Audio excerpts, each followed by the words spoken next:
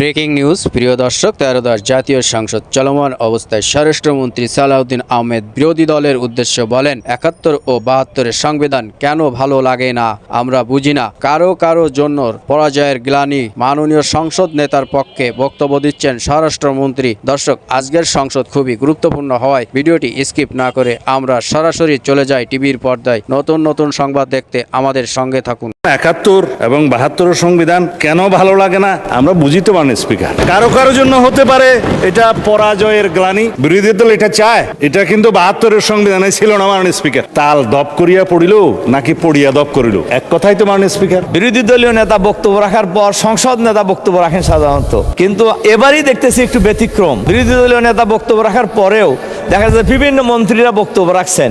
এটা কি আবার নতুন সংস্কৃতি চালু হলো কিনা আমি এটা একটু জানতে চাচ্ছি আর কি। এখানে জনাব সালাউদ্দিন আহমেদ সংসদ নেতার পক্ষে বক্তব্য রাখছেন। ইয়েস মাননীয় স্পিকার, আমি মাননীয় সংসদ নেতার পক্ষে বক্তব্য রাখছি। মাননীয় সংসদ নেতা সর্বশেষে বক্তব্য রাখবেন কিনা সেটা তার প্রিরোগেটিভ, কেউ ডিকটেট করতে পারে না, এটাই বিধি। মাননীয় স্পিকার, বিসমিল্লাহির রহমানির রহিম। মাননীয় স্বরাষ্ট্রমন্ত্রী, আপনার সময় 40 মিনিট। আমি কেন বলছি আমি বলবো। 40 মিনিটে শেষ করবেন। জি মাননীয় স্পিকার, আপনি দয়া করলে আরো বাড়িয়ে দিতে পারেন। দয়াময় পরম দয়ালু আল্লাহর নামে। বিরোধী দল এটা চায়। এটা কিন্তু 72-এর সংবিধানে ছিল না মাননীয় স্পিকার। আমরা এটা চাই। শহীদ রাষ্ট্রপতি জিয়াউর রহমান এইটা সংবিধানে গ্রহণ করেছিলেন। মহান আল্লাহর উপর পূর্ণ আস্থা ও বিশ্বাস এই সংবিধানের মূলনীতি হইবে। আমরা এটা চাই। বিরোধী দল চায় কিনা জানি না। এটা পঞ্চম সংশোধনের মাধ্যমে শহীদ রাষ্ট্রপতি জিয়াউর রহমান সংবিধানের মূলনীতি এবং আর্টিকেল 8-এ রাষ্ট্র পরিচালনার মূলনীতিতে গ্রহণ করেছিলেন। এই দুই জায়গা থেকেই পঞ্চদশ সংশোধনের মাধ্যমে বিগত ফ্যাসিস্ট সরকার নির্মূল করে দিয়েছে। আমরা এটা পুনর্বহাল চাই। এগুলো ঐকমত্য কমিশনের এই গঠিত জুলাই সনদে থাকতে পারত। কোনো রাজনৈতিক দলের আপত্তি ছিল, তারা রাখেন। এই জন্যেই আমি আমার পরের বক্তব্য বলবো, এখানে আসছি বিরোধী দল সংস্কার চায়, সংবিধানের সংশোধনী চায় না। পুনর্লিখিত সংবিধান কেউ চেয়েছিল যারা বিদেশ থেকে আমদানি হয়েছিল বিভিন্ন সংস্কার প্রস্তাব সহকারে।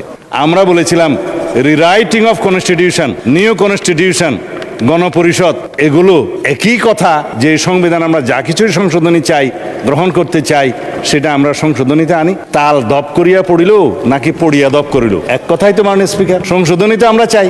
এখন প্রস্তাবনার মধ্যে অনেকে প্রস্তাব করেছিলেন সংবিধানের প্রস্তাবনায় যে 71 এবং 24-কে বরাবর করে আমরা প্রস্তাবনায় নিয়ে আসি। মাননীয় স্পিকার, বাংলাদেশের জনগণের এদেশের সর্বশ্রেষ্ঠ অর্জন হচ্ছে বাংলাদেশের স্বাধীনতা। 71-এর সাথে আর কোনো কিছুর তুলনা চলে না।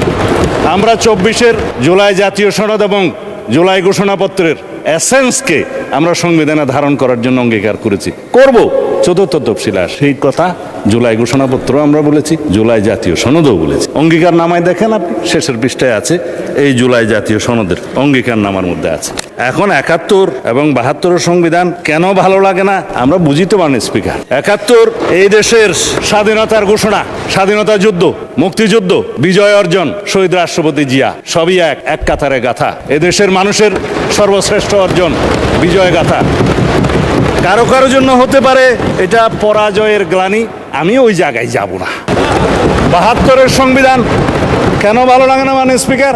আমি আজকে যারা বক্তা আছেন তারা দেখলাম যে কেউ আইন কানুনের মধ্যে নাই, সেজন্য আমিও আর থাকার চেষ্টা করছি না। 72-এর সংবিধান কেন ভালো লাগে না? তফসিল 1-এর মধ্যে যে সমস্ত অর্ডারগুলোকে বৈধতা দেওয়া হয়েছে তার মধ্যে 3 নম্বরটা হচ্ছে দি কোলাবোরেটরস স্পেশাল ট্রাইব্যুনাল অর্ডার নম্বর 8, 1972, যার মাধ্যমে এদেশের স্বাধীনতা বিরোধী রাজাকার আলবদরদের বিচার করা হয়েছিল মাননীয় স্পিকার। যাই হোক, আমি এগুলো বলতে চাই না। যারা আদেশ নিয়ে কথা বলছেন বলে যে আদেশও তো আইন, আমি কখনো স্বীকার করেছি আদেশ আইন না, সেই আদেশও তো আইন। বললাম তো এই আদেশও আইন। 151-এ যে সমস্ত অর্ডারকে রিপিল করা হয়েছে সেগুলো বাদে, সেগুলো আগে আইন ছিল। তারপরে যেগুলো কন্টেইন করা হয়েছে তফসিল 1-এ, সেগুলোর সিরিয়াল বাই বললাম প্রায় 27টার মতো আছে। 3 নম্বরের কথা তো বললামই। যে সমস্ত অর্ডার চতুর্থ তফসিলের 3, 3-এর 2, 3-এর 3 এই মতো করা হয়েছে বৈধ, কিন্তু সেই অর্ডার আর করার ইখতিয়ার নাই। 7ই এপ্রিল 1973-এর পরে জাতীয় সংসদের প্রথম বৈঠকের পরে তবে অ্যামেন্ডমেন্ট করার সুযোগ দেওয়া হয়েছিল 2 বছর। যাতে সংবিধানের সাথে সামঞ্জস্যপূর্ণ করা যায়। এই অর্ডারের আলাপ তো শেষ। সেই বক্তৃতা গতবারে দেওয়ার পরে আমি মনে করেছিলাম জাতির সামনে পরিষ্কার, বিরোধী দলীয় নেতৃবৃন্দের কাছে পরিষ্কার হবে যে এই লেজিসলেটিভ ফ্রড যেটা কালারেবল অর্ডার, সেটা নিয়ে আর কোনোদিন কোনো বিতর্ক হবে না, যেটা রাষ্ট্রপতি করেছেন। জুলাই জাতীয় সনদ উইদিন ব্র্যাকেট সংবিধান সংস্কার আদেশ বাস্তবায়ন আদেশ 2025, এটা নিয়ে আর কোনোদিন কোনো বিতর্ক উঠবে না মনে করেছিলাম। আজকে আমি কনসেন্ট্রেশন দিতে চেয়েছিলাম অনলি জুলাই জাতীয় সনদ, যেটা ঐতিহাসিকভাবে স্বাক্ষরিত হয়েছে, সেটা কিভাবে বাস্তবায়ন করা যায় তার পদ্ধতি নির্ধারণ করি। চলুন সেই বিষয়ে আমরা আলোচনা করি। দর্শক, চাঞ্চল্যকর সব সংবাদ দেখতে আমাদের খুলনা চ্যানেলটা সাবস্ক্রাইব করে বেল বাটনটি অন করে পাশে থাকুন।